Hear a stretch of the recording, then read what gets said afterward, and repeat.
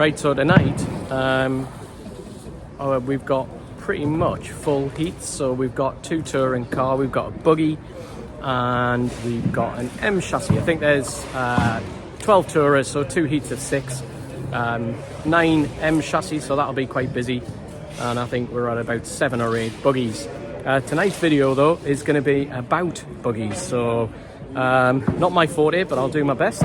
So I'll try and build that in.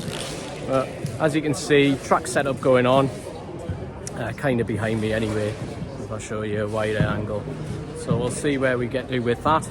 And yeah, we're going to have a chat with a gentleman called James Chappell. Been racing a long time. Races buggy mainly these days. He used to race touring car many years ago, but buggies is 40. So we'll try and have a chat with him in a bit. So thanks for joining us, James. Just want to ask you some questions about buggy. Obviously, first of all, probably to help people, how long have you been racing?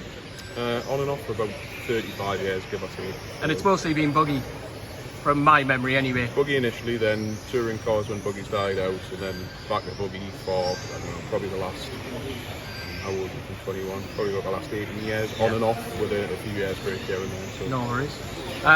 So the buggy you've got, you're a sponsored driver, aren't you? I am, yes. So, and which one's this one? Which buggy is it? It's the S-Works 14.4, it's a 4-wheel drive buggy, competition buggy. Just been released about 2-3 weeks ago. Good friend Mal built them up for a pair of work. Unfortunately, I don't have time with work, so Mal loves building brand new kits, so he built mine and Ethan's. So yeah, really good. Doesn't get better when you get somebody else to build your kit. Nope. So the car itself, it's 4-wheel drive, isn't it? It looks like it's shaft driven. Yep, shaft driven. 110 buggy off-road, lots of revised parts from the last one, slightly higher, more upright shocks, lower and raise the centre diff along with the diffs as well. There's loads and loads of things you can change on the car. Probably not something you would necessarily purchase as a first-time buyer. Maybe it's one of the older S-Works. They are pretty well built, rough, tough, take a bit of a hammering. Appreciate now more people tend to race the 2-wheel drive side of things on high grip carpet. 2-wheel drive is by far easier to drive than 4-wheel drive. Yeah, by far. 4-wheel drive can be a bit of a handful, and pretty much any quick driver will tell you very much the same thing as well. They are more difficult to drive. So we're going to talk about this in the video in terms of turns on motor. So what motor are you running on this? This is a 6.5 turn. So 6.5 is what I tend to use indoors on it. If it was outdoors in a large Astro track or something like that, I'd probably down to 5 turn. Batteries, low, very low centre of gravity batteries for indoors. Outdoors I'd probably use the bigger ones because I'm using a 5 turn, need a little bit more brunt, a little bit more run time and a bit more capacity. Okay. I noticed as well the shock towers, or counter near the shock towers, have got like a cover on them. What's that for? Is that just to protect the carpet? Yeah, it is, yeah. But when we're running on EUS carpet, every club will ask you to put a shock tower protector on the front. The rear wing protects the rear shock tower, the front just protects from digging in. And the tyres you're using, which ones are these? Currently they're honeycombs, pretty much for slippy surfaces, works on places like that. Traditionally on EOS carpet, even this type of carpet, you'd usually run Fusion on the front and normal Cactus on the rear. But it's done a little bit different here, where it is more of a less high grip track for the buggies. No worries. So for somebody coming brand new into buggy, obviously there is a lot of kit involved. You know, I think with this hobby, as I've explained earlier on, there's always a lot of kit involved. But what are the fundamentals, do you think, to get yourself up and running with a buggy? I know some people might go out and just look at a Tamiya, they might look at a Schumacher, they might look at obviously your brand. It literally just depends. It's budget. Budget will have a big impact on kind of what's affordable. It is too cheaper to get into 2-wheel drive. There's less moving parts, less wear and tear. You need less high capacity batteries in 2-wheel drive. There's not as much drag as a 4-wheel drive. So if you're going to get a 2-wheel drive, buy a chassis second hand, associated something like that. Maybe even the S-Works 2-wheel drive, the older versions you can pick up really cheap now, like 130, 140. Decent bit of kit, electrics. Although it's cheaper to buy second hand, you're just buying somebody else's problems, because buying electric second hand is never a good thing. So spend a little bit extra money on the electrical side of things, speedos, motors, servos, transmitters. buy the best transmitter you can possibly afford, because you won't need to really change it ever. Stays with you for life, doesn't it? No, well, thank you very much for your time, mate. Really appreciate it. No problem. Thanks to James for sharing his valuable insight with us on Wednesday night. He's undoubtedly a person to go and have a chat with if you're looking at a buggy. As he mentioned, two-wheel drive is probably the cheapest way into racing buggies.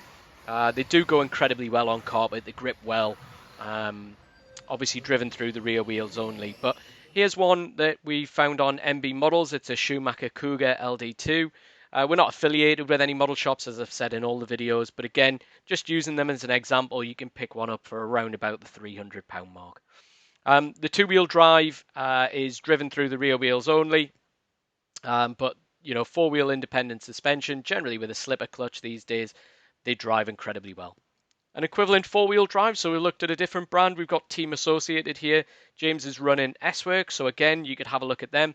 There's lots of different manufacturers out there. Typically with a four-wheel drive, they have a differential in the rear and the front, and you can tune them with the viscosity of oil that you put in. We're not going to get into setup in these videos, but hopefully maybe later on we'll do a video where it comes down to setting up your buggy for our club. You're also going to need a transmitter. We've gone with sticks on this one, highly adjustable, lots of different options and features. Comes with a receiver as well, so something like this would serve you well with buggy. You're then going to need a servo. With the servo, you do need a high torque servo saver on buggy. They're putting through a lot of power through those wheels. They're doing jumps, they're hitting obstacles, so you need strength in that servo. So here's one there. Also, you're going to need a motor. Now, with the motors, James was running 6.5 turns on his four-wheel drive. It's likely you need a higher turn motor, which actually, in ethos, makes it slower. So you might look at it an 8.5 or a 9.5 or even a 10.5 turn for a two-wheel drive buggy. You don't necessarily need as much power. Moving on from that, you're going to need a speed controller to control the motor. We've put one here which matches the motor on the video there, so a reedy black box. Following on from that as well, you're going to need batteries. So we've put some batteries here. James is running low center of gravity batteries. Most cars and buggies will run a shorty type battery, so here's a perfect example. You're going to need wheels and tires. Again, for indoor on carpet, you're running honeycombs, so we've put them on there.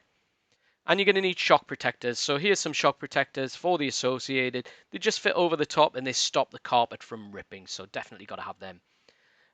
By no means last, but you're going to need a personal transponder. No point doing lots of laps without you getting timed. So an MRT personal transponder is there. So that covers most of the kit that you need. What I'd certainly recommend with buggy is you pop down, come and see us, have a chat with some of the members. Also, there is another local club to us called Neem. They race buggy only. Definitely may be worth a visit too. Overall though, thanks very much for watching. I hope you found it informative, and we look forward to bringing you some more content in the near future.